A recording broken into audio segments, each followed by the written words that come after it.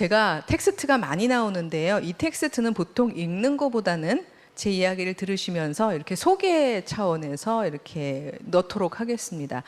이 바우만이라는 사람은요, 요즘 그 Here and Now, 우리가 살아가는 후기 근대의 삶을 저렇게 적나라하게 표현했습니다. 쓰레기가 되는 삶들. 뭐 1강에서도 이미 얘기했습니다만 우리 모두가 다 버려지고 또 죽임을 당하는 것이 일상이다, 이런 이야기를 했죠. 그래서 요즘 청년들은 자연사 하는 것을 원한다. 과로사나 아사나 혹은 사고사를 당하고 싶지 않다, 이런 이야기들을 나누었습니다만, 저 잉여라는 단어가 사람한테 붙는 것은 그야말로 참으로 불신앙의 일입니다. 제가 2005년부터 대학 강단에 섰는데, 저는 이제 문명사를 가르치는 전공자이기 때문에 저 잉여라는 단어를 참 많이 사용합니다. 2005년 했을 때는 아무도 웃지 않았어요. 왜냐하면 저는 잉여 생산물이라는 단어를 사용했거든요. 6년에도 7년에도 웃지 않고 8년에도 안 웃었는데, 갑자기 2009년도에 같은 내용으로 잉여 생산물이란 말을 하자마자 학생들이 와르르 웃기 시작했습니다. 이게 웃겨? 라는 생각이 들면서 웃음 코드가 특이하네? 라고 생각을 하던 즈음에 사회학자로서 관찰을 하기 시작한 것은 학생들의 아이디에 잉여라는 단어가 나오기 시작했다는 것입니다. 뭐 화연 잉여, 잉여짱, 잉여가 좋아, 나는 잉여다, 뭐 이런 각종 아이디가 나오기 시작하면서 저는 이것이 무엇일까 굉장히 궁금해졌습니다. 그리고 곧장 알아챘죠. 이 바우만이 관찰하고 있듯이 원래 사회란 이 다름, 다양함들이 함께 공존하면서 서로가 서로를 도와가면서 살아야 하는데, 지금 여기에도 쓰여 있듯이 우리는 고작 한 30개 정도의 주사기가 필요한데 100개의 주사기를 만드는 그런 사회를 살고 있는 거죠. 즉, 많은 젊은이들이 너무 똑같은 스펙, 똑같은 재능, 똑같은 기술을 향해서 우리는 훈련을 받습니다. 근데 이 세상은요, 그만큼의 숫자가 필요치 않은 거죠. 그걸 알면서 학생들은 스스로에게 이름을 붙이기 시작한 겁니다. 아, 나는 잉여다. 즉, 나머지다. 만약 30개만 필요하다면 아마 뛰어난 30명이 쓰임을 받겠죠. 그럼 31번째 학생의 욕망은 뭘까요? 그 30명 중에 한 명이 뭔가 결혼 상황이 되어서 자리를 비워주기를 바라는 것이겠죠. 네, 그래서 그가 비워지면 내가 올라가는 거죠. 여러분 대학 입시에서 대기번호 이런 것들을 받아봐서 알 겁니다. 심지어 작년이었나요? 올해 초였나요? 그 시험에 다 합격하고 신나는 고등학생들이 속초인가 강릉인가 놀러 갔다가 가스 사고로 많은 친구들이 그 사망을 한 적이 있었죠. 저는 그런 사건들이 나면 보통 댓글을 많이 보는 편인데요. 왜냐하면 이제 사회의 현상 같은 거를 공부하기 위해서 그 사람이 물론 대표성을 가지는 건 아니겠지만 이런 댓글을 발견했습니다. 그 대기번호 바로 아랫사람 좋았겠다. 근데 어쩌면 우리는 앞으로 한 10년 안에 그런 감정들이 우리의 제도 안에 가득한 그런 세상을 살아갈 수도 있습니다. 왜냐하면 그 자리는 앞으로 30 정도가 아닐 것이기 때문입니다. 많은 미래학자들은 5자리, 100자리 중에서 5자리 정도를 생각해도 그것은 넉넉 잡아서 5이라고 이야기를 합니다. 다들 아시죠? 4차 산업혁명이라는 말을 굉장히 많이 듣잖아요. 4차 산업혁명은 한마디로 말하면 생각하는 기계의 출현입니다. 이제 단순한 생각들은 기계가 하게 된 세상입니다. 그래서 우리가 가졌던, 여러분이 열심히 쌓았던 스펙들 중에서 아주 많은 부분들이 더 이상 필요가 없어진 세상입니다. 그래서 5, 6년 전에 이미 소위 말해서 근대에서 잘 달렸다고 얘기하는 하버드 대학 같은 곳에서는 교양학부를 만들면서 그 학부의 모토를 이렇게 삼았습니다. 학생들로 하여금 6번째 직업을 찾아갈 수 있는 능력을 함양한다. 무슨 뜻일까요? 되게 멋져 보이지만 이제 앞으로 올 세상은 내가 하나의 재능을 가지고 한 자리를 가지고 쭉 평생 그 일을 하기 어려울 만큼 너무나 빠르게 바뀌어가는 그런 세상 속에 있게 된다는 뜻입니다. 찬양을 인도해 주셨던 선생님께서 막차를 탈 것이냐, 첫 차에 오를 것이냐 라는 표현을 해주셨는데, 여러분이 이 막차에 안전하게 타기 위해서는 정말 빨리 달려야 할 겁니다.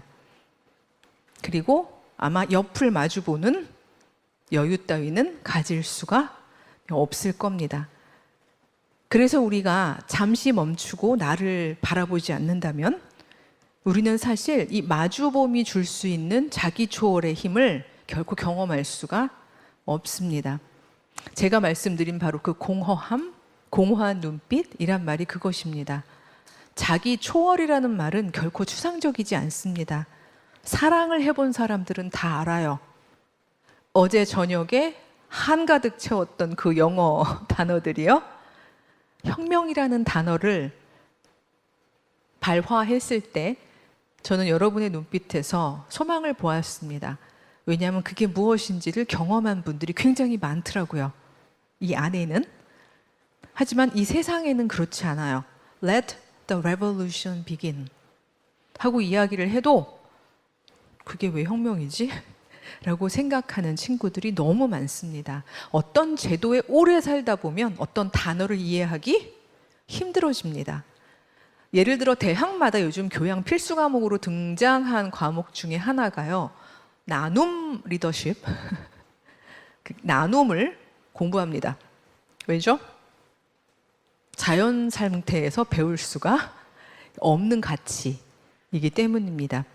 이렇게 각자 도생, 적자 생존, 이렇게 살아가는 곳에서 우리가 셀프 서스테이닝 하는 사람이 어떤 방식으로 너를 마주보고 넘어가서 우리로 종존할 수 있는가, 이 문제를 우리가 머리로만이 아니라 삶으로 이해하고 살아내는 그 사건이 되고 그런 모습으로 우리가 존재하는 일들은 저는 우리 오늘 here and now, 지금 여기에서 크리스찬이 해야 하는 가장 중차대한 사명, 선교적 사명 중에 하나라고 생각을 합니다. 요즘에 많은 미래학자들이 이제 앞으로 자리는 중요한 게 아니라고 이야기를 합니다. 관료사회에서 재능사회로라고 이야기가 되어 있는데요. 혹시 여러분 코끼리와 벼룩이라는 책을 읽어보셨나요? 예, 막 너무 성실하게 아니라고 얘기해 주시는데 한번 읽어보십시오. 왜냐하면 굉장히 흥미로운 책인데 이 책은 소위 말해서 그 관료제 사회, 즉 자리가 통치하는 근현대 사회에서 제법 경쟁적인 자리를 차지하면서 성장했던 저보다 윗세대의, 즉 한 40년 정도의 관료로서의 경험을 가진 한 영국의 지성인이 살다 보니까 이 세상이 변화하고 있어 라는 것을 경험하면서 지극히 이해타산적으로, 즉 크리스천 마인드가 아니고 지극히 이해타산적으로 너희들 앞으로 살려면 죄송해요. 제가 이 벼룩들아 여러분한테 제가 하는 얘기가 아니라 우리 한 개개인 거대 조직 앞에서 우린 벼룩과 같은 존재잖아요. 근데 벼룩들아 너희가 살려면 앞으로 이렇게 해야 해 하는 노하우를 알려준 책인데요. 그 책 인트로에서 이렇게 얘기를 합니다. 더 이상 피라미드의 사회는 같다. 여러분 피라미드의 구조에서는 갑과 을이 명료하죠. 그리고 윗사람이 아랫사람을 향해서 명령어를 이야기하죠. 근데 그 사회가 가고 있다는 것을 자기는 알게 되었다. 90년생이 온다 이런 책도 있습니다만 그 친구들이 갑자기 달라진 게 아니라 다른 세상에서 제도적인 감정을 갖게 되었다는 뜻인데요.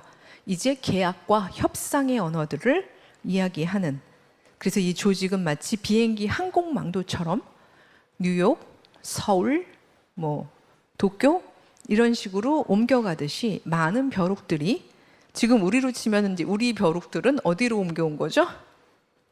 성서한국.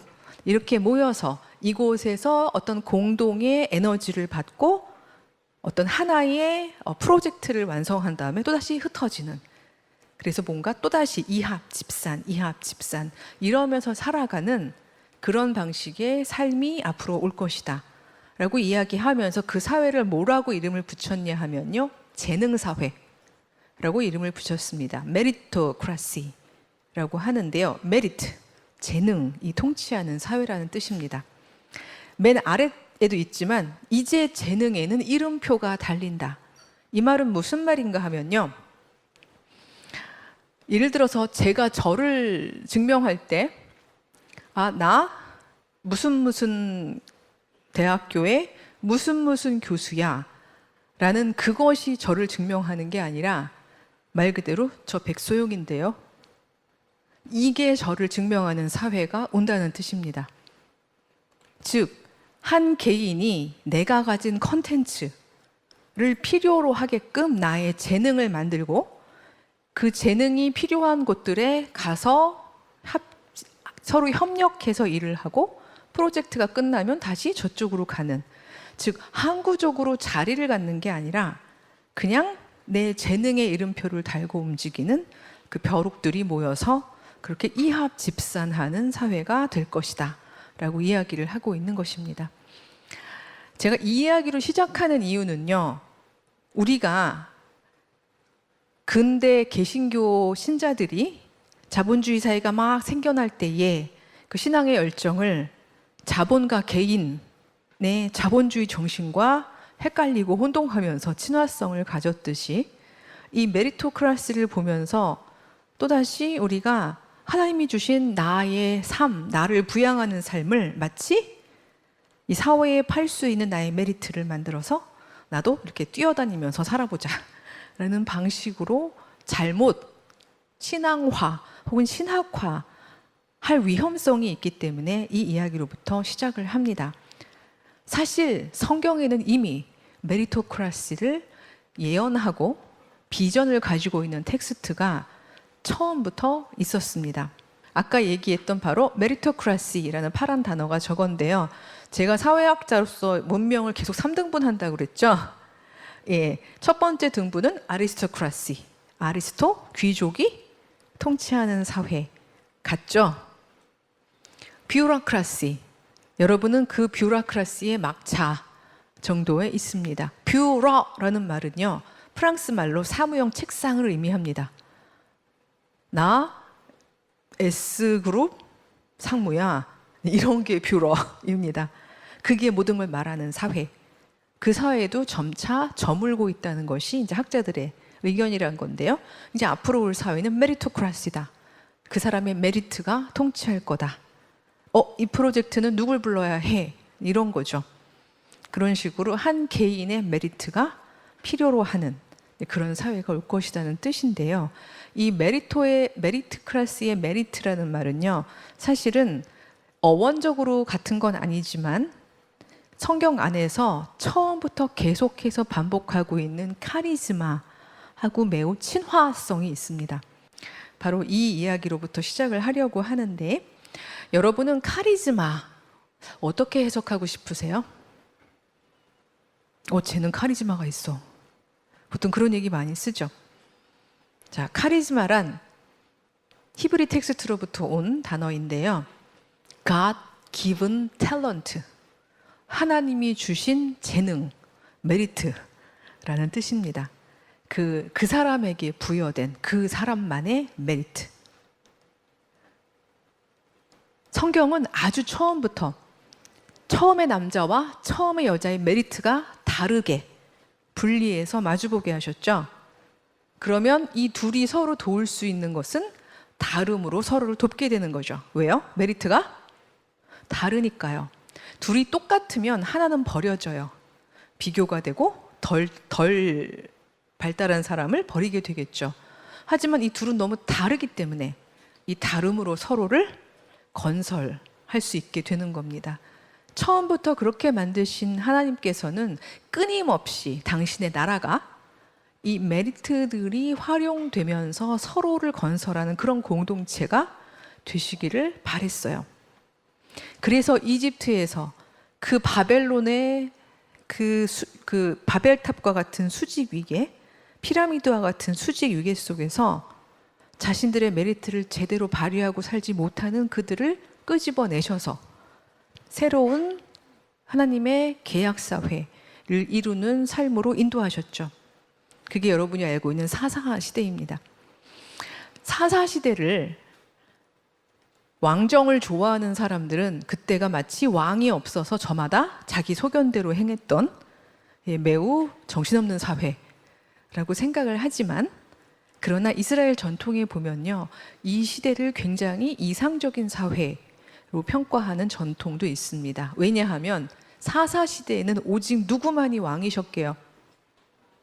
여호와 하나님만 왕이셨습니다.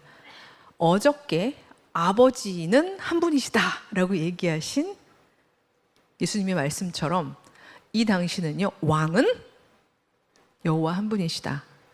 그 말은 번역기 돌리면 무슨 뜻인가 하면요, 인간은 결코 인간 위에 군림할 수 없다는 뜻입니다. 그거를 굉장히 잘 이야기해주는 사사기 경전이 바로 이 내용입니다. 여러분, 요담이 누군지 아세요? 기드온의 막내 아들. 예, 성경 공부를 되게 열심히 하셨네요. 그럼 기드온은 누굴까요? 사사. 예, 기드온과 300용사 이런 건 지휘학교를 열심히 다니신 분들은 아실 텐데, 사사 시대에는요, 통치 방식이 굉장히 재미있었어요. 이스라엘 사람들이 막 이집트를 탈출해서 공동체를 이루었을 때 이들의 공동체에 사는 방식은 이랬습니다. 항구적인 리더를 두지 말자. 왜요? 그렇게 되는 순간 그 사람은 군림하려 들 테니까요. 왕이 되려 할 테니까요.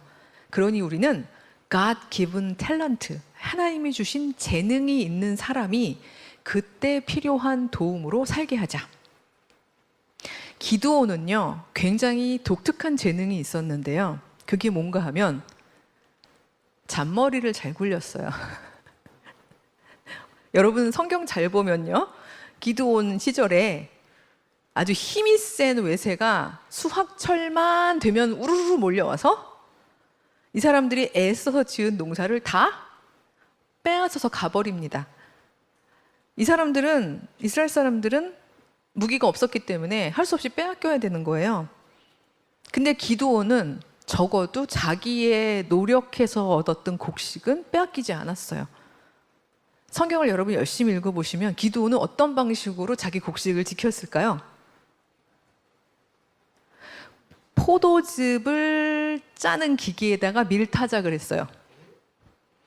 이거 너무 리액션이 좋아서 제가 다 뿌듯한데 무슨 말인가 하면, 밀 수확기에 왔으면 사람들은 밀을 타작하고 있는 데서 다 걷어가겠죠. 포도 수확기와 밀 수확기가 다르니까 이 사람들이 와가지고 우르르 밀 뺏어가는 그런 걸 착안해서 이 사람은 머리를 굴려서 포도즙에다가 밀을 타작해서 숨겨놓고, 즉 자기는 잘 살아내는 메리트, 재능이 있었던 거죠. 이게 바로 글쎄, 이 셀프 서스테이닝은요, 존재의 힘을 기르는 것도 있겠지만 내가 나를 살리는 것도 하나의 방법일 텐데, 기드온은 적어도 그 자신의 잔머리로 자기와 자기 가솔들 정도는 잘 먹고 살 수 있는 정도의 재능을 가지고 있었습니다. 그러면서 투덜거렸어요. 아, 하나님 당신 살아계신 거 맞아요? 도대체 우리는 하나님의 백성인데 도대체 이게 뭡니까? 라고 투덜투덜하면서 그러고 있을 때에 아시다시피 하나님의 사자를 통해서 계시를 받죠. 바로 저는 그 부분이 바로 우리가 자기만 서스테이닝하는 삶에서 공동체로 나아가게 하는 일종의 모먼트라고 생각합니다. 그는 비아냥에서 시작했지만 때로 우리는 절규일 수도 있는 거고요. 도대체 이게 뭐죠? 라고 이야기하면서 나는 잘 살고 있으면서도 공동체의 모습들을 보면서 투덜투덜하고 있던 그에게 하나님께서는 이렇게 얘기하십니다. 네 재능으로 공동체를 살려봐. 처음에는 그게 어림이 없다고 생각하니까 뒤로 빼죠. 얼마나 신중한 사람인지 아셨을 거예요. 아시죠? 양털 가지고 뭐 바깥은 젖고 여기는 뽀송뽀송. 네. 그래도 또 안 되니까 그러면 바깥이 뽀송뽀송 양털이 푹 뭐 이래가면서 신중하게 하나님하고 딜을 해가면서도 자기가 과연 공동체를 살리기 위해서 재능을 활용해야 하는지에 대해서 신중하게 묻고 나갔던 사람입니다. 300명만 가지고 하나님이 주신 재능으로 지혜와 모략으로 그는 외세를 잘 물리칠 수 있었죠. 이런 방식으로 살았던 그의 재능은요, 이스라엘 공동체를 40년 동안 안전하게 지키게 하는데 활용이 되었습니다. 자, 이런 사사의 파워는, 권력은 언제 그칠까요? 그가 죽으면, 혹은 그와 동행하는 하나님의 영이 그를 떠나면. 자, 하나님의 영이 그를 떠났다는 건 어떻게 하면 알 수 있을까요? 보이지 않는데. 그가 하는 행동을 보면 압니다. 자, 사울이 사람을 죽이고 시기하고 질투하고 자신의 재능을 공동체를 살리는 데 사용하지 않았을 때 성경 텍스트는 이렇게 얘기합니다. 하나님의 영이 그를 떠나매. 그리고 악령이 그를 사로잡음에. 이건 사람들이 뭘 보고 하냐면은 열매를 보고 결과를 보고 아는 거죠. 이런 방식으로, 즉 아주 두갈식으로 말씀을 드리면요, 우리가 나를 넘어서, 즉 나만 살아내는 그 힘을 넘어서 살리는 힘으로 나의 재능을 사용하게 하는 힘은 하나님의 영, 성령입니다. 즉 성령을 받아야 우리는 비로소 나의 바운더리를 넘어갈 수 있습니다. 성령은 어떻게 받나요? 집회에 가서 뜨겁게 막 찬양하면서 갑자기 불을 샥 파이어 하고 받을 수도 있겠습니다만, 저는 하나님의 영은 이 땅에 가득한 영이시기 때문에 우리가 제대로 존재의 호흡을 한다면 우리는 하나님의 영을 계속 받을 수 있다고 생각을 합니다. 요건 이따가 제가 조금 이따 개념을 가지고 말씀을 드리겠습니다만, 문제는요, 제가 요담 얘기를 하려고 그러는 건데, 기드온은 그래도 바로 이 하나님의 영과 호흡하는 메리트를 가진 리더였기 때문에 이스라엘 사람들이 기드온, 우리 힘들어 죽겠어요. 당신 죽고 나면 또 누가 막 또 메리트를 가지고 우리를 살릴지 그거 찾느라고 우린 또 힘들어요. 그냥 당신이 왕해요. 당신 아들도 손자도 그냥 왕하면 어떨까요? 라고 이야기했을 때 기드온은 거절합니다. 그리고 그들의 공동체의 삶의 방식을 신앙 고백하죠. 아니요, 우리의 왕은 오직 여호와 한 분이십니다. 그분이 우리를 다스리실 겁니다. 나도 내 아들도 손자도 여러분을 다스리지 않습니다. 자, 거기까지 했으면 딱 좋은데 그건 경줄을 잘 잡은 거죠. 위줄은 항상 나쁜 줄은 아닌데 나빠질 수 있어요. 자신의 한계 때문에. 기드온은 자신의 승전을 기념하기 위해서 금으로 만든 에봇을 자기네 집에다가 걸어둡니다. 만들어서. 자, 이렇게 되면 지나가는 이웃들, 그 집에 지나갈 때마다 그 금 에봇을 보면서 기드온의 가문을 특별한 가문으로 생각하겠죠. 거기서 사는 애들 왠지 으쓱으쓱 우리 집 금 에봇 있는 집아니야, 금수저야, 뭐 이렇게 되겠죠. 그래서 기드온이 죽고 난 다음에 기드온의 아들들은요, 저마다 다 왕노릇을 했어요. 그 중에 한 아들은 이름이 무려 아비멜렉. 아비멜렉 무슨 뜻인가 하면 멜렉은 왕이란 뜻이고요. 아비, 내 아버지가 왕이다, 이런 뜻이죠. 그러니까 자기가 자동으로 왕노릇을 하려는 그 기드온의 아들은요, 권력을 독점하고자 어느 날 한날 한시에 자신의 형제들을 모두 바위에 불러서 쳐 죽입니다. 죽음이란 것이 생겨나는 거죠. 그런 일 꼭 있으면 한 사람은 살죠. 희한해요. 꼭 살아요. 그리고 도망을 가죠. 그리고 드라마 같으면 20년 후. 그리고 이제 훈남이 돼서 나타나잖아요. 그래가지고 이제 형이랑 싸우죠. 근데 그게 보통의 플롯인데 이스라엘 공동체는 좀 독특했어요. 그때 살아남은 막내가 요담이에요. 요담은 형에게 간 게 아니라 이스라엘 사람들한테 갑니다. 그리고 그리심산 위에서, 즉 여호와의 임재를 나타내는 산 위에서 이렇게 외칩니다. 이게 요담의 오화인데요. 여러분, 나무들이요, 자신들 위에 좀 독특한 메리트, 뛰어난 메리트를 가진 사람을 데려다가 왕으로 삶으려고 하나씩 시도를 하기 시작했어요. 이제 우화를 얘기하는 거죠. 제일 먼저 올리브 나무한테 갔어요. 너 우리 위에 왕이 될래? 그러자 올리브 나무가 얘기했어요. God given talent. 하나님이 나한테 주신 탤런트는 기름이야. 이 올리브 기름이야. 이걸 열심히 짜서 사람들한테 봉사하는 것? 그게 나의 메리트고 나의 일인데 내가 왜 이걸 버리고 괜히 쓸데없이 위에 올라가서 우쭐거리겠니? 안 해. 무화과 나무한테 가서 얘기하자 무화과 나무도 나의 메리트는 이 달고 맛있는 열매를 만드는 거야. 나 이거에 집중할래.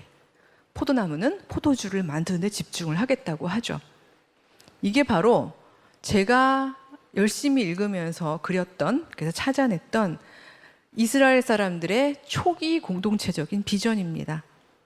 즉, 어느 누구도 대체되지 않는. 그쵸? 여기는 대체되지 않잖아요. 우리는 올리브 기름도 필요하고 무화과 열매도 필요하고 포도주도 필요하고 요만큼만 되어 있지만 각자 하나님이 주신 메리트들이 사용되는, 평등하게 서로를 도와주는 그런 공동체로 살자라고 얘기했던 바로 이런 삶, 이게 원래 우리의 삶이었어 라고 이야기를 하는 거죠. 사사기 9장을 잘 기억하시는 분들은 이렇게 아름답게 끝나지 않는다는 것을 아실 거예요. 이 뒤에 얘기는 가시나무한테 가요. 일단 우리가 갖는 느낌은 올리브, 무화과, 포도주보단 왠지 좀 애가 떨어져 보이는 생각을 갖는다면 그는 우리의 편견이죠. 가시나무가 어때서요? 가시나무도 하나님이 주신 독특한 메리트가 있겠죠? 뭘까요? 여러분이 만약 가시나무라면? 아마 제가 가시나무라면 전 이렇게 얘기할 것 같아요. 이 버전으로 가면 나는 하나님이 주신 이 뾰족뾰족한 나무를 가지고 울타리를 만들어서 양들을 늑대로부터 지킬래. 뭐 이렇게 얘기를 하겠죠. 내가 뭐하러 올라가서 우쭐거려? 근데 이 우화의 끝은 가시나무가 좋다. 내가 왕이 되겠다. 니들은 모두 다 내 그늘에 숨어라. 니들이 나에게 복종하지 않는다면 불을 내서 니들을 다 불살라 버리겠다. 이렇게 이야기하는 것으로 끝납니다. 들어보면 그 이스라엘 사람들은 다 무슨 뜻인지 알았을 거예요. 아비멜렉이 바로 그 가시나무를 의미하고 있는 거겠죠. 이스라엘은 이 아비멜렉, 스스로 왕이 된 이 아비멜렉을 초대 왕으로 인정하지 않았습니다. 제가 이거를 이제 군주제하고 막 비교하기 시작하면 오늘의 이야기가 너무 길어질 것 같아서 사실 짧게 얘기합니다만, 이스라엘이 왕 체제로 옮겨간 것은 어떻게 말하면 일종의 타협이었습니다. 우리가 다윗 왕을 굉장히 신앙의 왕으로 굉장히 좋게 그리고 있지만 인간 왕이 만들어졌다는 것 자체가 이스라엘에게는 사실은 타협이었습니다. 그래서 사무엘이 그러잖아요. 열받아서 하나님 왕 만들어 달래요. 열받아요 라고 얘기했을 때 여호와께서 그렇게 얘기합니다. 이게 네가 열받을 일이냐? 내가 열받을 일이지. 내가 왕인데 내가 그들의 왕인데 나의 다스림을 그들이 믿지 않는 거잖아. 만들어줘라. 그리고 이런 경고도 함께 해라. 니들이 인간왕이 만들어진다면 그 인간왕은 너희들을 종으로 부릴 것이다. 이 경고와 함께 만들어 주거라 라고 이야기를 하게 되죠. 즉 이스라엘 초기 공동체는요, 처음부터 메리토크라시를 꿈꿨어요. 누군가가 특별히 위에 올라가서 우쭐대는 그런 나라가 아니라 하나님이 주신 다양한 메리트들이 모두가 안에서 서로 함께 필요로 하는 그런 나라. 바로 이렇게 아름답게 제가 이걸 그리기 위해서 예, 못난 짓을 다 해가면서 이렇게 가져왔었는데요.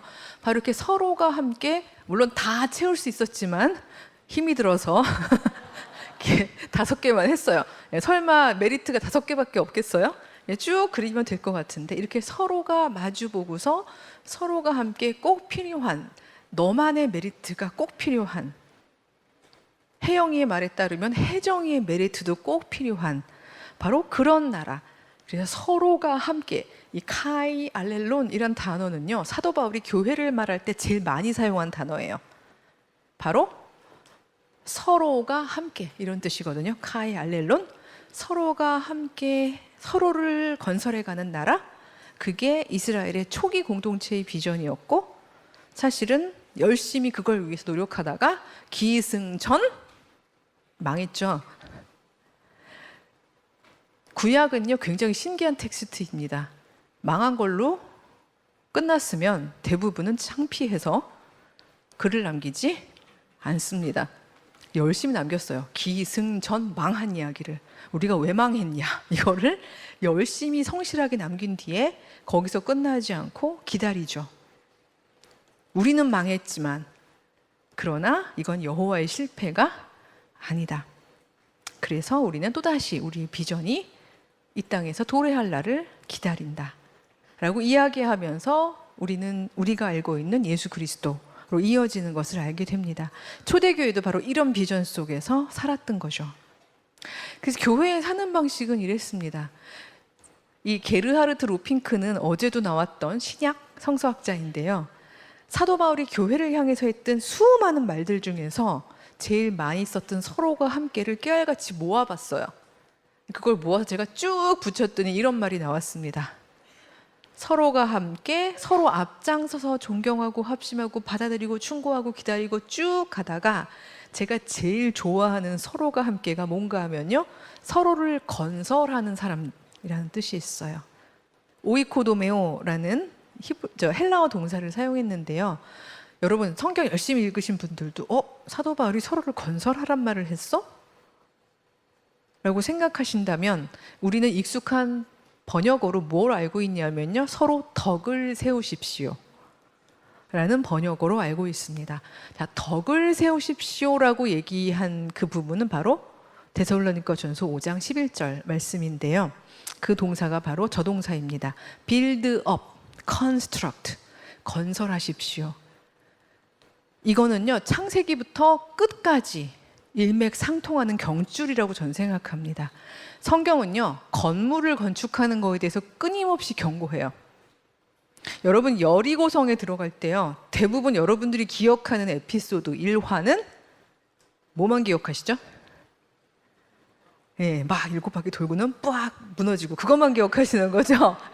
근데 그 텍스트의 끝에 보면요, 굉장히 무서운 경고가 있는데요, 무너지고 들어간 그 성에서 여호수아는 이렇게 얘기합니다. 누구든지 이 성벽을 다시 건설하려는 사람은 맏아들을 잃을 것이고, 성문을 다시 건축하려는 사람은 막내 아들을 잃을 거다.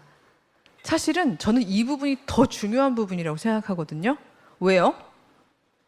뭐 건축하는 게 왜 나쁜데요? 그게 뭐 맏아들과 막내 아들을 잃을 만큼 나쁜 일인가요?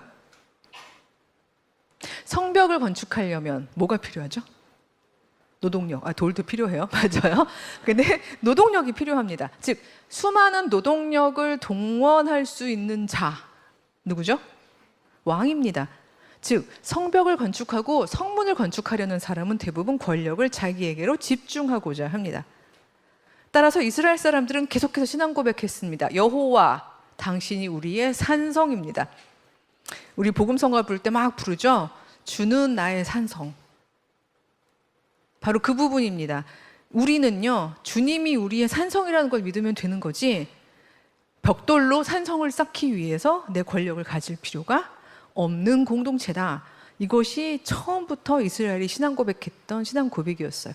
따라서 여리고 성의 성벽이 무너진 것은 수미 상관 이런 거 비슷하게 이 앞부분하고 쌓지 말라고 한 경고를 같이 연결해서 읽어야 합니다. 우리는 인간 성벽보다는 여호와라는 산성을 의지해서 살 거다. 그 얘기인 거죠. 그러니까 따라서 그 권력에 대한 그 부분이 계속해서 그 경고가 되면서 그러나 건설해도 되는 것이 있으니 뭐다? 사람이다. 어제 배웠듯이 에제르는 무엇을 위해서 필요하였던 거였죠? 너를 건설하기 위해서 서로 돕는 자가 되어라 라고 했던 그 에제르처럼 교회의 모습도 서로를 건설하는 사람들이 되어라. 이렇게 얘기해도 그래요. 다들 우리가 벽돌을 세우라 그러면 다들 열심히 잘 세우는데요. 서로 마주보고 서로를 건설하십시오. 그러면 내가 쟤를 어떻게 건설하지? 라고 해서 매우 막연해질 수 있습니다. 단발적으로 만나는 관계만이 아니라 부모 자식 간이든 부부 간이든 아니면 친구 간이든 건설을 하려면 제일 먼저 너의 메리트가 무엇인지를 살펴야겠죠. 그렇죠? 마치 내가 뭘 하면 나를 서스테인 할 수 있는지를 살피는 것처럼 너는 무엇을 할 때 가장 반짝반짝 빛나는지, 너의 메리트는 뭔지, 너 무엇을 하면 가장 행복한지. 시를 쓰면 행복한 사람에게 시를 쓸 수 있는 시간과 여건을 주어야 하는 것처럼, 그런 방식으로 건설해 나가는 것처럼 바로 살핀다는 것은 이 서로를 건설하는 데 있어서 굉장히 중요한 부분입니다. 저는 예수께서 산상수훈에서 5장에서 말씀하셨던 누구든지 여자를 보면서 음욕을 품으면 이미 그는 간음한 자라, 그는 결코 하나님 나라에 들어갈 수 없다 라고 얘기하신 그 부분은 단순히 순결에 대한 부분을 경고한 것이 아니라고 생각합니다. 저는 인간의 응시에 대한 부분을 경고하셨다고 생각합니다. 왜 하필 여자일까요? 누구든지 사람을 보고 할 수도 있었을 텐데. 당시 남자는 음욕의 대상이 아니라고 생각했던 문화였기 때문에 그렇죠. 여자는 전인격적인 인간이라기보다는 어떤 성적 대상이었기 때문에 예수께서는 말씀하신 거예요. 여자도 사람이고 모든 사람은 다 전인격적으로 바라보면서 소위 말해서 건설해야 될 너로 봐야지 내가 소유하거나 탐욕을 품을 대상으로 보게 되면, 아시죠? 차라리 눈 빼고 하늘나라 가자. 손 자르고 하늘나라 가자. 이렇게 얘기하신 거죠. 근데 그 성경을 꼭 잡으려는 사람들이 그런 부분은 또 대충 띄엄띄엄 넘어가요. 굉장히 명료하게 얘기하신 겁니다. 건설할 존재는 건물이 아니라 사람이다. 이거는 저는 성경 켜켜에 계속해서 박혀있는, 우리가 정말 뺄 수 없는 그런 경줄이라고 생각을 합니다. 그렇게 교회가 서로가 함께 서로를 건설하면서 살았던 초대교회는요, 두 가지 원리를 가지고 살았어요. 예수께서 이 방법을 알려주시고 가신 거죠. 1. 권위를 나눠라. 여러분, 초대교회에 사는 방식에서 저희가 오는 동안에 많이 흘렸거든요. 좋은 것들을. 근데 안 흘린 게 하나 있어요. 우리 부를 때 교회만 오면 다 형제님, 자매님이라고 부르죠. 이거 하나 안 흘리고 왔는데요. 그 당시 굉장히 혁명적이었습니다. 왜요? 이 바깥의 세상에서는 형제자매가 아니었죠. 주인님, 종이 있던 시절에, 유대인, 헬라인이 있던 시절에, 남자, 여자가 있던 시절에 딱 교회 안으로 들어오면 그 교회는 모두가 하나님의 아들, 딸, 형제, 자매들의 공동체로서 권위를 다 나누는 그런 공동체였습니다. 저는 이 부분이 미션, 미시오, 경계를 넘어감이라는 단어에 굉장히 중요한 차원을 담고 있다고 생각합니다. 저희가 보통 선교하면 얼른 떠오르는 게 뭐죠? 개인의 영혼 구원을 위하여 우리가 멀리 가서, 오지에 가서 Do you believe in Jesus? 이거를 물어보는 것, 그것이 선교라고 저희는 생각합니다. 네, 그것도 선교죠. 하지만 선교의 원래 원뜻에 해당하는 미시오라는 말은 경계를 넘어간다는 뜻입니다. 지금 여기 내가 가지고 있는 제한된 나의 이해 혹은 나의 바운더리를 넘어가는 걸 의미합니다. 즉, 이 넘어간다는 거의 의미는 저는 이 초대교회가 가지고 있었던 권위를 나누었던 생각해 보세요. 넘어갈 수밖에 없는 거죠. 나의 종이랑 같이 교회에 들어왔는데 내가 생각하고 있던 나의 전제를 넘어가지 않고서는 그 종을 존중할 수가 없겠죠. 이게 바로 선교적 차원이라고 생각하는데요. 자, 이쯤에서 여러분 한 분한테 누가 어저께 사실은 슬라이드에 있던 건데요. 마태복음 23장 8절에서 12절을 얼른 찾아서 읽으시는 분께 선물을 드립니다. 여기 나오셔서 읽으셔도 됩니다. 아니면 그 자리에서 읽으셔도 되고요. 얼른 큰 소리로 읽으시면 됩니다. 예.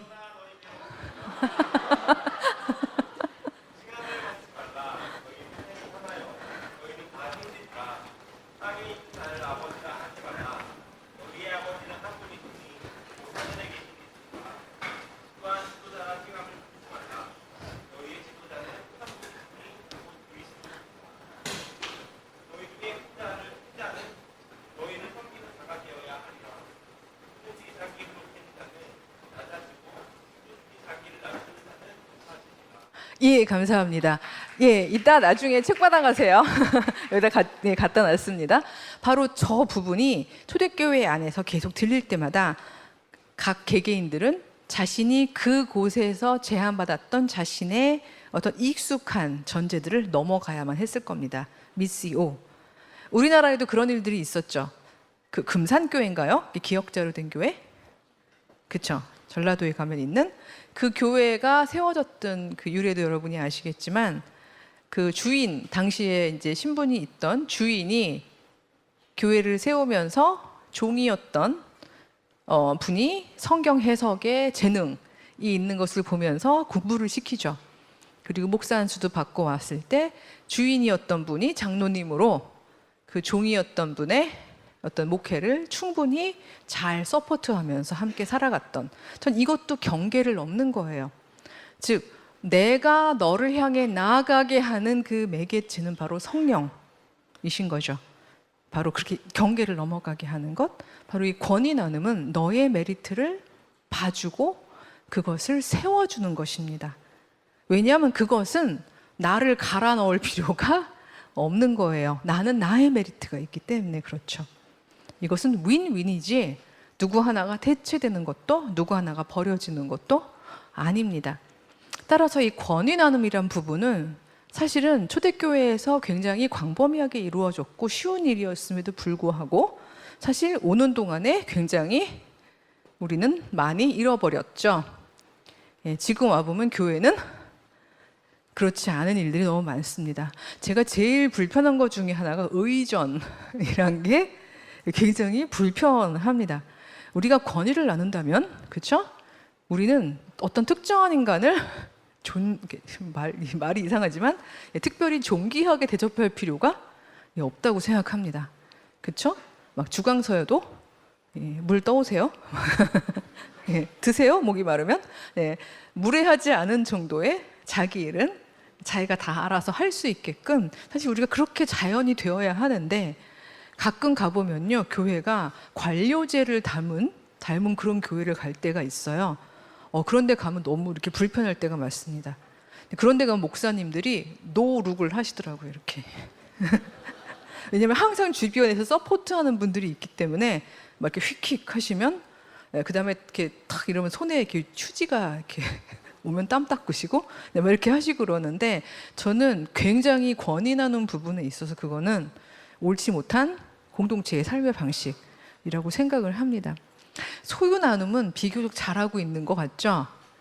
예, 우리가 이것도 많이 지켜오고 있는데 이 소유 나눔이 사실은 잘하고 있기는 한데 되게 근대적으로 잘하고 있어요.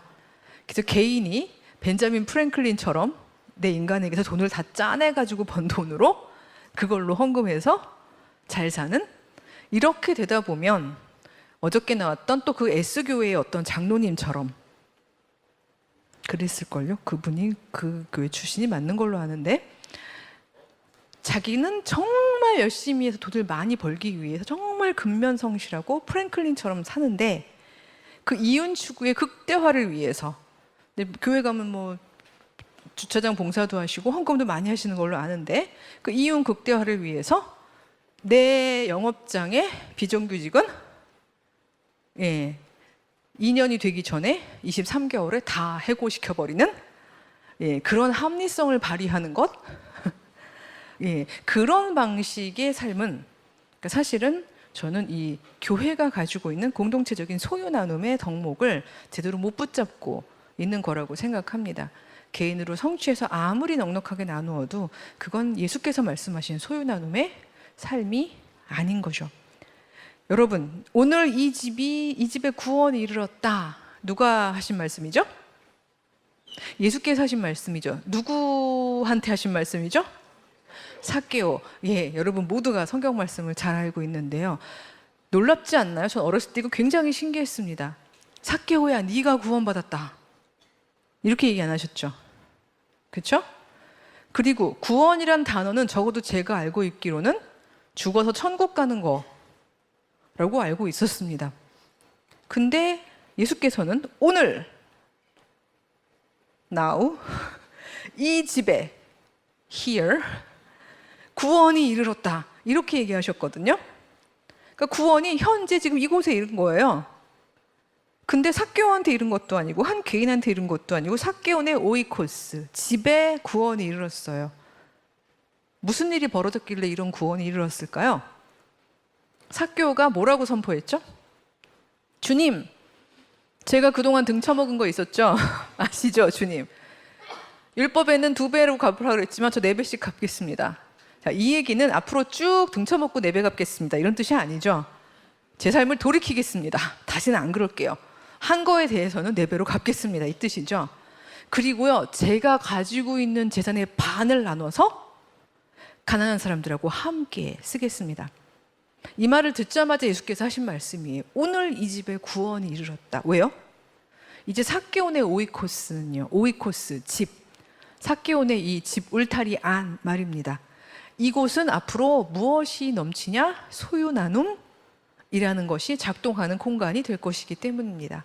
따라서 이 안으로 들어오는 모든 사람은 굶어 죽지 않게 될 것이죠. 이때 구원은 번역기 돌리면 뭐로 번역해야 될까요? 오늘 이 집에 뭐라고 번역하시고 싶으세요? 생존? 그렇죠? 생명을 유지할 수 있게 된 공동체에 대한 예수 그리스도의 인정인 거죠. 저는 이렇게 경줄이 팍 바뀌어 있는데 교회가 자꾸 밖에 나가서 일회성으로 무엇을 하는 거를 그냥 선교? 그걸 동일시하는 거에 대해서 굉장히 안타까움이 큽니다. 더군다나 후기 근대 같은 요즘 세상은요, 교회는요, 어떤 면에서는 뛰어 들어오면 사는 생존 공동체가 되어야 한다고 생각합니다. 영원 구원도 물론 우리가 포기하면 안 되는 거지만 그 부분은 here and now의 문제는 아닙니다. 그렇죠? 죽어서 가는 영원 구원의 문제인 부분인데 우리는 그 부분에 대해서는 그렇게 열심히 포커스를 맞추면서 초대교회가 가지고 있었던 소유 나눔, 누구든지 뛰어들어오면 생존하는 바로 그 부분을 왜 그 경주를 놓치고 있을까? 전 그게 굉장히 궁금해요. 여러분 애찬식 다 아시잖아요. 초대교회에는 하루에 한 끼씩 넉넉하게 나누어 먹었습니다. 솔직히 하루에 한 끼 먹으면 살죠? 이건 굉장히 중요한 겁니다. 저도 유학 시절에 이야기하기 시작하면 유학 시절만이 아니라 제가 이 하루에 한 끼를 확보하기 위해서 저의 모든 기민함을 다 활용했던 각종 스토리들이 있습니다만 개인의 서바이벌 기도원과 같은 그런 어떤 잔재주에 대한 부분이 아니라 하나 알려드릴까요? 유학 시절에 예를 들어서 먹을 돈이 없는데 왜냐하면 제가 이제 학비 면제 받고 생활비를 학교에서 받는 조건으로 갔는데 가봤더니 1년에 6,000불을 주시는 거예요. 1년에 6,000불. 그러니까 와, 막 이러고 계시는지 모르겠지만 나눠보면 한 달에 500불. 근데 한 달 생활비, 방세가 425불. 내고 나면 나에게는 75불이 남죠. 그럼 75불을 가지고 보스턴에서 이제 한 달을 사는 거죠. 그럼 이제 저는 그야말로 딱 연명을 해야 되는 상황이 되는데 아무리 계산을 해도 연명하기가 어려워요. 하루에 한 끼 먹기가 어려운 돈이에요. 그래서 열심히 머리를 굴려봤는데 저희 학교에 학생센터에 그 뭐라 그러죠? 이렇게 그 카페테리아에 가운데 있으면 거기에는 우유들 그 뭐죠? 커피 가져오면 우유 넣고 뭐 밀크 넣고 우유가 항상 이렇게 가득 있고 그다음에 스프를 받아오면 스프에다 뿌려 먹는 그 크래커가 항상 있었어요. 그래서 저거 2개는 공짜니까 저걸 먹으면 되겠다라고 생각해서 가서 컵에다가 우유를 좀 따르고 크래커를 샥 집어넣어서 그걸로 먹기도 하고 이 정도는 우아하죠. 여러분 이런 걸 좋아하시는군요. 제가 5살 때는 이거 우리 엄마 아빠 아시면 울 텐데 5살 때는 아버지가 이제 목회자시지만 청렴하신 분이라 먹을 게 없었어요. 근데 참 신기해요. 엄마들은 보통 큰 딸하고 동일시를 하시는 것 같아요. 근데 아버지는 교회에서 목회를 하셨기 때문에 늘 점심을 집에 와서 드셨는데 이상하게 엄마가 그래요. 밥이 얼마 없으면 소영아, 아버지 점심 드시러 오시면 너랑 나는 먼저 먹었다고 그래라. 제가 5살인데 안 먹었잖아요. 그래도 그래야 되는 것 같으니까 아버지 오시면 아빠 저 먹었어요 라고 얘기를 해요. 그러면 아버지랑 남동생 둘만 먹는 거죠. 나중에 생각했어요. 그럴 땐 부모가 굶어야 되는 거 아니야? 이거는 나중에 생각한 거고요. 그때는 엄마 말씀을 잘 들었어요. 근데 이렇게 셋이서 밥 먹는 거 보면은 이제 배고프잖아요. 이제 그럼 나와서 전 약간 청승형이 아니라 나도 먹고 살아야겠다 라고 생각하면서 어떡하지라고 생각했는데 그때 이제 원주 제일감리교회 부목사님이셨는데 원주 제일감리교회 그 돌담길 앞에서 늘 상주하시는 거지 아주머니가 계셨어요. 근데 그 아줌마의 그 밥그릇은 항상 되게 누트리셔스요. 즉 영양이 넘쳤어요. 왜냐하면 온 동네의 잔치집 계보를 다 알고 계세요. 그러니까 어디 가면 맛있는 걸 먹는지 다 아시는 거죠. 그래서 늘 제가 관찰을 했었거든요. 그때부터 제가 사회학을 하게 되겠죠. 그래서 점심에 쪼르르 가가지고 아줌마 하고 앉으면 너도 먹을래? 그럼 같이 나눠 먹는 거죠. 내일 또 와도 돼요? 이러면서 저는 이렇게 큰 키를 유지할 수 있는 영향을 어렸을 때부터 얻었는데 제 말은 그때부터 느꼈던 게 하루 한 끼를 잘 먹으면 사람은 생존해요. 제가 이 얘기를 웃으면서 했지만 지금 하루 한 끼를 못 먹는 젊은이들이 굉장히 많습니다. 저는 교회가 이 부분을 너무 무시하고 있다고 생각해요. 정말 어떤 방식으로든지요 하루 한 끼를 먹게 하는 것, 적어도 내 나와바리 안에 있는 친구들한테는 하루 한 끼를 먹게 하는 게 굉장히 중요하다고 생각하는데요. 들을 귀 있는 분은 들으세요 라고 이야기하고 제가 이만 총총하고 갔을 때 너무 놀라운 건요. 저기 그 노량진 쪽이었나? 그쪽에 고시원들 많은 그곳에 어떤 교회는 그 말씀을 듣자마자 매일 아침을 든든하게 그 교인들끼리 돌아가면서 하시는 교회가 있는데요. 놀라운 건 바로 이런 부분이죠. 서로가 함께. 거기서 밥을 든든하게 먹었던 고시생이 합격하고 나면 첫 월급을 크리스찬 아닌데도 교회에 몽땅 헌금을 하더래요. 후배들 먹여주세요. 그거죠. 즉 그곳이 생존 공동체가 될 때 전 그게 또 하나의 미시오, 즉 건너감이라고 생각을 합니다. 그래서 사실 되게 간단한 거예요. 권위를 나누고 소유를 나누면서 살아가는 것. 전 그게 성경이 말하는 우리가 우리로 살아가는 방식의 가장 핵심적인 경줄이라고 생각을 합니다. 아마 이런 얘기하면서 우리 메리트를 가지고 열심히 살아갑시다 하면은 제일 많이 듣는 질문이기도 했어요. 하지만 어떡하죠? 저는 메리트가 없어요. 아무리 생각해도 저는 이번 생은 망한 것 같아요. 라고 이야기하는 친구들이 많습니다. 그러나 저는 이런 친구들한테 교회가 해야 되는 선교적 사명이 2개라고 생각하는데요. 아니, 너 메리트 있어. 이 자본주의 사회가 그걸 못 발견할 따름이야. 하나님은 어떤 인간도 메리트를 안 주시지 않았어. 일단 들어와 봐. 일단 나랑 마주보자. 너의 메리트가 뭔지 내가 찾아줄게. 바로 그 시선으로 그의 메리트를 발견해주고 그거를 assure 해주는, 확인시켜주고 그를 그 메리트를 가지고 자기가 자존감을 갖게 하는 것. 전 그게 교회가 해야 되는, 지금 여기서 해야 하는 굉장히 중요한 선교적 사명, 이라고 생각을 합니다. 그렇게 하고 나면 그 메리트를 가진 그는 나만 사는 거로 만족하지 않을 거예요. 그 메리트를 가지고 공동체 안에서 살리는 일에 기꺼이 참여할 수 있다고 생각을 합니다. 결국 이 살아라라는 존재 명령과 살려라라는 구원 명령은요, 우리가 웬만하면 함께 가져갈 수 있습니다. 기드온이 그 기민함으로 자기도 살면서도 공동체를 살릴 수 있었듯이, 파라오의 명령에 시프라와 부하가 열심히 머리를 굴려서 아기들도 살리고 자기들도 살 수 있었듯이, 사실 우리가 이 두 가지 명령을 함께 지키겠다고 하나님 안에서 결심하면 우리는 사실 선택할 필요가 없을 만큼 이 두 가지를 잘 지킬 수 있다고 생각합니다. 다만 문제는 이 두 개가 충돌할 때입니다. 그렇죠? 살리려면 내가 살 수 없을 때, 내가 살려면 살릴 수 없을 때, 저는 그 부분의 가장 극단적인 부분에 예수님의 겟세마네가 있다고 생각합니다. 예수께서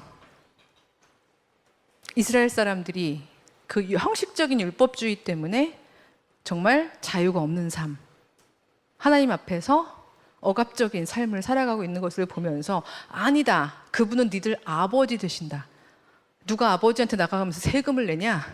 막 속죄 제의를 드리냐? 아버지한테 할 일은 하나면 된다. 아빠, 쏘리. 앞으로 안 그럴게요. 진실되게 아버지 안에서 살게요.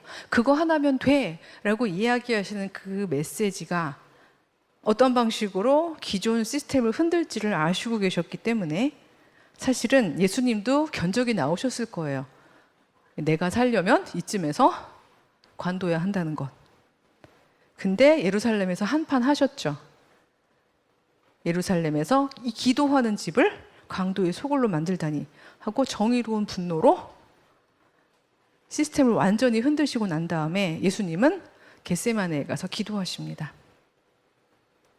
저는 그때 예수께서 완전히 하나님의 답에 100% 처음부터 순종하셨다면 땀이 피가 되는 그런 간절한 기도는 하실 필요가 없었을 거라고 생각합니다. 어떤 인간이 self-sustaining, 나를 유지하는 거로부터 자유로울 수 있겠어요? 예수께서도 그 부분에 대한 욕망이 있으셨기 때문에 기도하신 거겠죠. 다른 방법 없을까요? 이 잔이 나에게서 돌아가는 방법은 없을까요? 그러나 예수께서 기도하시는 가운데 예수님의 존재 안으로 들어와서 힘을 발휘했던 것은 저는 성령, 하나님의 영이었다고 생각합니다. 그 영은 보편의 영이거든요. 살려내는 것을 기뻐하는 영이거든요. 전 이것은 수동적 굴복이 아니라 나로 살아낸 자만이 할 수 있는 인정, 살려내겠어요. 그 일을 위해서 기꺼이 저는 이 선택지를 향해 갑니다 라고 적극적으로 이야기할 수 있었다고 생각해요. Thy will be done. 전 이 말은 결코 비주체적인 굴복의 언어가 아니라고 생각합니다. 이 단어만 가지고 제가 엔딩을 이끌어 가도록 하겠는데요. 아마도 도대체 저 단어는 무슨 단어냐 라고 생각할 만큼 낯설 텐데요. 저는 이 단어를 정말 구체적으로 살아가면서 느꼈었어요. 여러분, 인간에게는 숨구멍이 있죠. 이 숨구멍을 가지고 여러분 물속에 푹 잠기면 여러분 몸이 어떻게 되죠? 네, 뚱뚱 불어나죠? 그렇죠? 그리고 우리 모두 이 안으로 주변의 것들이 들어온다는 것을 실제로 체험을 합니다. 근데 우리 존재에도 pore, 구멍이 있다는 것을 우리가 모를 때가 많아요. 사실 저는 존재에는 구멍이 있고 pore, 그리고 그 구멍을 저희가 활짝 열었을 때에 신도, 이웃도 우리 안으로 들어올 수 있다고 생각을 합니다. 다만 들어와서 우리를 완전히 다 휘저어 버리면 우리는 주체적 인간이 아닌 거죠. 성경에 보면요, 모세가 계시를 받고 이집트에 가가지고 그 하나님 나라의 질서를 막 얘기하면서 여기서 이렇게 억압받는 사람들이 사는 걸 하나님께서 싫어하신다, 이들을 데리고 나가서 우리는 새로운 공동체를 이끌 것이다 라고 이야기했을 때 두 종류의 사람들이 그 계시를 받아들이지 않습니다. 첫 번째는 poor가 완전히 막힌 사람, hardness, 강팍함, 강팍함이라고 돼 있죠. 즉 poor, 완전히 닫혀 내 답에 사로잡힌 사람, 그런 사람들은 그 존재를 받아들일 수가 없어요. 소위 우리가 말하는 교만함이죠. 내 답에 사로잡혀서 하나님도 이 안에 들어오지 못합니다. 하나님의 영이 무능력해서가 아니라 하나님의 영은 그렇게 우리의 바운더리를 존중해 주시기 때문이죠. 우리가 열기 전에는 늘 기다리십니다. 두드리노니 기다리노니 하고 얘기하신. 또 한 종류의 사람들도요, 그 영 안에서 주체적인 살림을 향해서 나아가지 못합니다. 누군가 하면요, 자기를 포기하는 사람입니다. 이 말은 뭔가 하면요, 그냥 포로가 이렇게 열려 있어요. 이게 안 되는 거예요, 조절이. 그냥 계속 열려 있어요. 이건 오픈리스를 얘기하는 게 아니라요, 자기를 그냥 포기하고 경계 자체를 가지지 않는 사람을 의미합니다. 성경에는 그런 사람에 대해서 뭐라고 얘기하냐면요, 마음이 상해서 이 제도에 완전히 사로잡혀서 이스라엘 사람들이 과도한 노동 속에서 하나님의 계시를 전하는데도 텍스트에 보면 마음이 상하여 그 비전을 믿지 아니하더라 라고 되어 있어요. 뭐 어쩌겠어, 그냥 이게 힘인데. 많은 크리스찬 중에서도 그렇게 얘기하시는 분들이 있습니다. 하나님 나라의 비전, 함께 서로를 건설하는 삶, 좋아, 좋지만 그건 그냥 이상이야. 우리가 지금 사는 삶을 봐. 이렇게 압도적인 힘이 있는데 여기서 나 같은 벼룩 하나가 뭘 할 수 있겠어? 라고 생각하는 분들이 많이 있는데요. 한번 돌아보았으면 좋은 것 같아요. 혹시 나는 그냥 이 존재의 숨구멍을 내가 조절할 수 없을 만큼 그냥 경계 없이 나를 포기한 건 아닐까? 이 두 종류의 사람은요, 성령님이 들어오셔도 성령님의 뜻과 내 뜻 가운데에서 함께 만나서 교류하면서 함께하는 답을 내놓을 수 있는 능력을 가지지 않습니다. 저는 한 번쯤은 점검해 보셨으면 좋겠어요. 나는 어느 쪽일까? 내가 만약 아직까지 살아내면서 살려내는 삶 속으로 충분히 충만하게 기쁨으로 들어가지 못하고 있다면 난 사실 둘 중 하나예요. 여러분에게 죄책감을 가지라는 말씀이 아닙니다. 왜냐하면 성령님은요, 여기 지금 가득하세요. 전 가끔 그런 궁금증이 들어요. 하나님은 무소부재하시고 성령님은 늘 이 땅에 가득 이곳을 채우고 계신다고 얘기하면서 가끔 보면 CCTV가 없는 데서는 범죄하시는 분들이 있더라고요.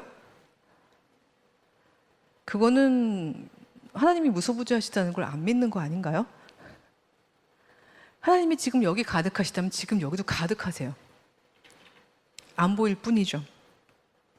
이 하나님이 우리 안으로 들어오게 하는 바로 그 능력이 사실은 우리에게 있다는 거를 저는 신앙 고백했으면 좋겠습니다. 교만과 자기 포기 사이에서 우리는 열고 닫는 거를 할 수 있는 자기 조절 능력을 가집니다.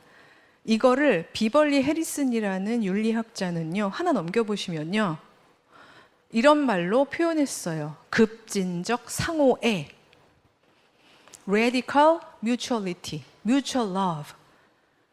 즉 우리는 바로 이렇게 교만과 자기 포기 사이에서 조절 가운데 내가 기꺼이 이 정도로 나는 하나님 안에서 하나님을 받았기 때문에 이만큼은 내가 기껍게 할 수 있어요 라는 바로 그 부분까지를 인정할 수 있다는 거죠. 그 인정의 정도는 자기에게 있어요. 따라서 남이 뭐라고 할 수 있는 게 아니라는 거죠. 예수는 그 마지막 완성을 보여주셨어요. 죽기까지. 하지만 그것 때문에 우리가 모두 다 그만큼을 받아들이지 않았는데 계속 죽어야 되는 건 아니라는 거죠. 바로 그 차이가 저는 헌신자와 피해자의 차이라고 생각해요. 우리 크리스찬은 늘 희생해야 된다. 살리기 위해 죽어야 된다. 안에 충분히 하나님의 영 속에서 내가 그걸 기꺼이 받아들이지 않았는데, 그런데 그게 그냥 덕목이기 때문에, 규범이기 때문에 희생을 해야 한다고 생각해온 수많은 크리스찬들은 사실 저는 희생자이고 피해자라고 생각합니다. 헌신자는요, 오로지 성령을 내 안에 완전히 깊게 받았고 그 안에서 나의 답이 하나님의 뜻과 일치되는 그 존재의 힘을 가지고 있을 때에 그때 비로소 다이 윌비던 기꺼이 적극적으로 말할 수 있는 자라고 생각합니다. 그리고 그 때는 그에게 있습니다. 예수께서는 왜 하필 공생애를 3년만 사셨을까요? 4년이면 안 됐을까요? 2년이면요. 저는 바로 지금이 그때다라고 얘기하신 완전한 인간의 몸을 입고 오신 예수께서는 바로 그 순간 겟세마네에서 하나님의 보편적이고 초월적인 그 영을 온전히 내가 내 주체로 받아들일 수 있는 바로 그 합치의 힘을 느꼈던 그 순간이셨기 때문에 비로소 나는 살리기 위해서 기꺼이 죽을 수 있는 때가 왔다라고 선언을 하신 것이라고 생각을 합니다.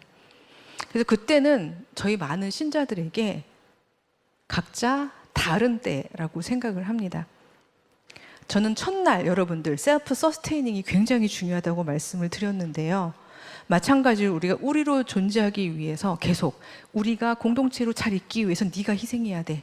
네가 헌신해야 돼. 네가 이만큼의 몫을 해야 돼. 너 60은 해. 40은 내가 할게. 뭐 이런 식으로 이야기하고 있는 많은 사람들에게서 사실은 기꺼이 내 안에서 내가 받아들인 만큼을 기꺼이 할 수 있는 만큼 그만큼을 사회공동체 안에서 내어놓을 수 있다고 저는 그렇게 생각을 합니다.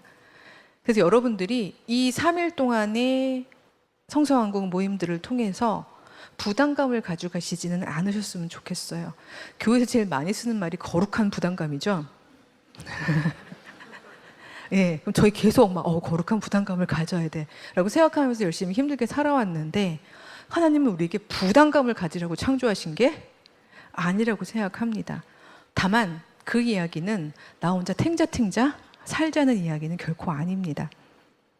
내 존재를, 내 존재의 숨구멍을 하나님과 이웃에게 열고서 그리고 그의 존재가 낯설지만 내 안에 들어오는 것을 느끼며 그리고 그의 의미와 내 의미가 충돌할 때에는 나는 어떤 방식으로 살고 살려낼 수 있는 선택을 할 수 있을까를 끊임없이 기도하면서 그러나 둘 중에 하나가 나에게 선택지로 선택이 되어야 한다면 하나님 안에서 내가 준비된 상황에 선택을 하게 되었을 때에 저는 그거조차도 하나님께서는 족하다라고 이야기하시는 사랑 많고 너그러우신 분이라고 생각을 합니다. 그래서 여러분들이 돌아가실 때 저는 오늘 거룩한 부담감보다는 내가 내 바운더리, 내 경계를 너무 꽉 닫고 있으면서 내 답 때문에 하나님의 그리고 내 이웃의 나와는 다른 낯선 답을 못 듣고 있는 건 아닌지 혹은 나는 주체도 없어서 내 답도 없어서 목사님의 답 아니면 뭐 셀 모임 리더의 답 우리 아버지의 답 그 답이 그냥 전부라고 생각하면서 그냥 그렇게 살아가고 있는 것은 아닌지 바로 그런 부분들을 생각하시면서 나는 어떤 방식으로 내 존재의 숨구멍을 내가 조정하되 너를 향해서 열 수 있는지 저는 이런 부분들을 생각하셨으면 좋겠습니다. 계속 짧게 한다 그러면서 그래도 마지막에 읽어드리고 싶은 한 분이 있어요.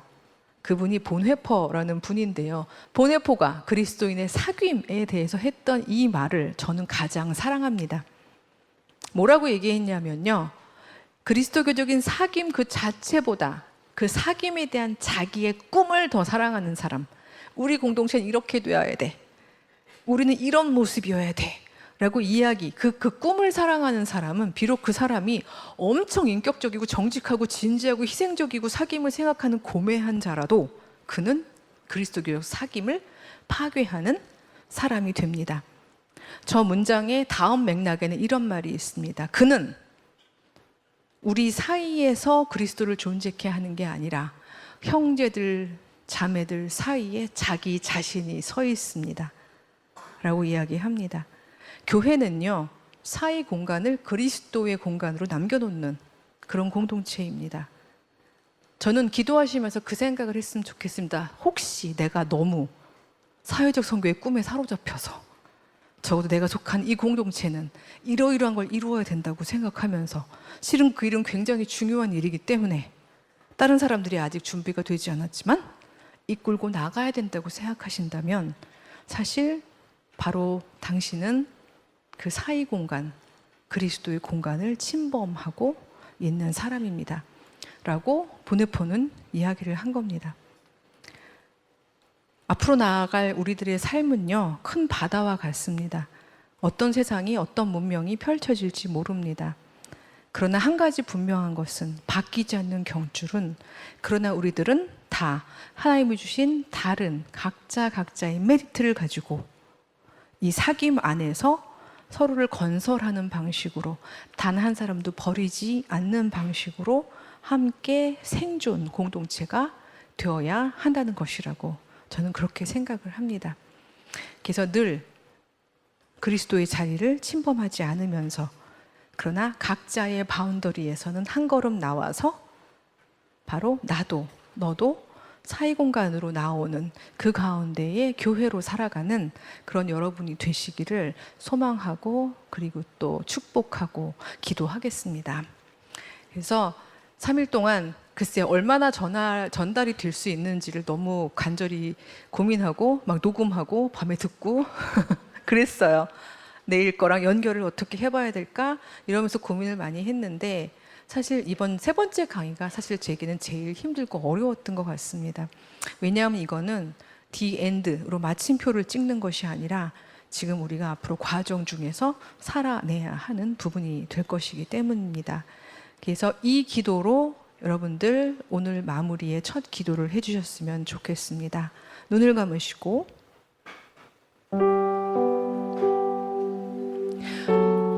여러분이 속한 공동체에서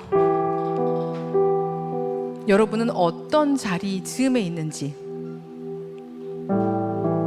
나는 나의 답이 너무 확고해서 아직 준비되지 않은 형제자매 지체들을 비난하고 있는 완고한 자리에 서 있는지,